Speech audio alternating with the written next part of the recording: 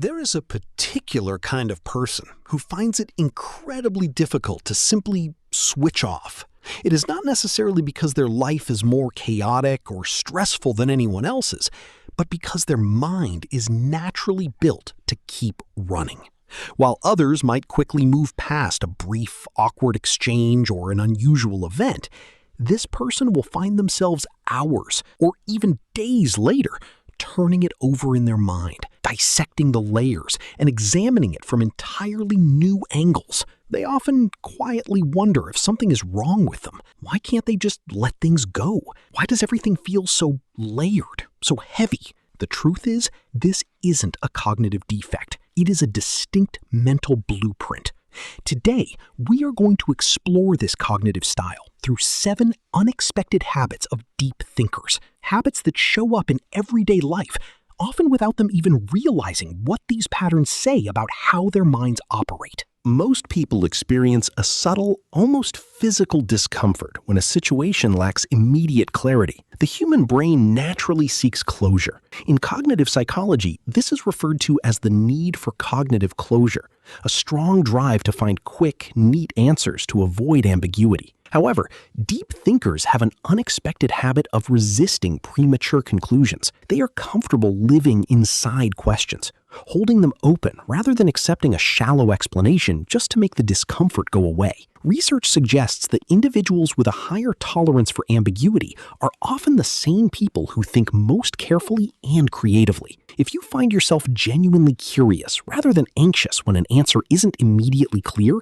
this habit is a classic marker of a mind operating at a deeper level. Chapter 2. Dissecting and Naming Complex Emotions. Deep thinkers do not just experience emotions, they analyze them in real time. This habit is closely related to a psychological concept known as emotional granularity, a term studied extensively by psychologist Lisa Feldman Barrett. Instead of simply feeling sad or stressed, a deep thinker has a habit of identifying precise emotional states. They might recognize that they are experiencing a specific mixture of quiet nostalgia, anticipation, and mild apprehension.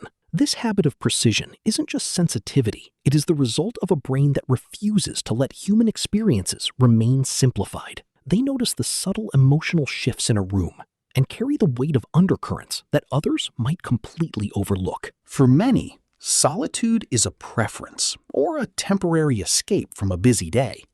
But for a deep thinker, it is a functional requirement. The habit of carving out alone time is necessary because of how their brain processes information. When a person's mind is constantly tracking patterns, analyzing social dynamics, and running internal monologues, being around others presents a heavy cognitive load. Psychologists note that when the brain's default mode network, the system responsible for self-referential thought and daydreaming, is highly active, external environments can feel proportionally more draining. Solitude is the space where the deep thinker's mind can finally organize its thoughts and continue its internal processing uninterrupted. Habit 4. Engaging in constant self-correction. A particularly unexpected habit of deep thinkers is that they are often their own harshest critics, not out of low self-esteem, but out of a commitment to intellectual honesty. This habit is driven by metacognition, which is the ability to think about one's own thinking.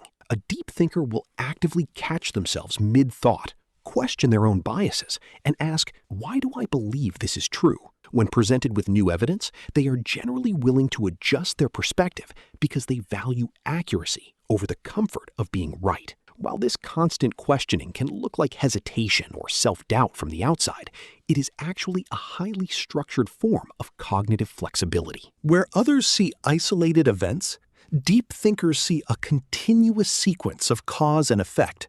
They have a natural, almost automatic habit of pattern detection. A casual remark from a friend isn't just a comment, it is a piece of data that connects to a broader emotional arc. An unexpected shift in a workplace dynamic isn't just a minor event, it is part of a recurring theme they have been observing for months. This is what cognitive scientists call integrative thinking, the capacity to hold multiple, sometimes conflicting perspectives and identify the underlying architecture connecting them. While it can occasionally feel like overthinking, it is actually the prefrontal cortex working to synthesize new details into existing mental frameworks. Habit 6.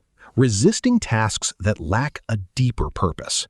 Deep thinkers frequently struggle with arbitrary tasks or instructions that feel meaningless. They find it exceptionally difficult to do something simply because that is how it has always been done. This is not a lack of discipline or laziness.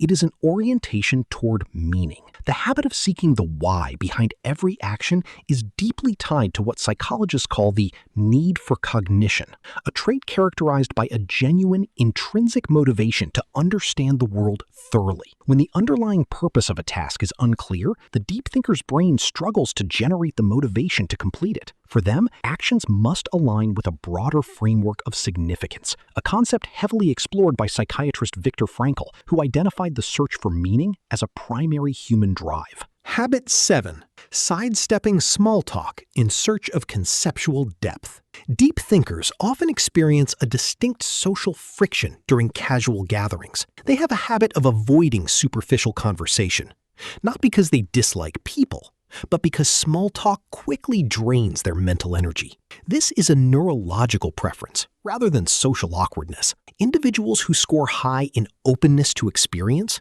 one of the big 5 personality traits, require cognitive engagement to feel stimulated. When a conversation remains on the surface, their brain essentially disengages. They crave dialogue that explores concepts, ideas, and hidden layers, finding genuine connection only when the conversation goes somewhere meaningful. Being a deep thinker is not about intellectual superiority, nor is it a personality trait one simply chooses. It is a specific cognitive and emotional orientation, a way of engaging with reality that shapes how you live, think, and relate to others.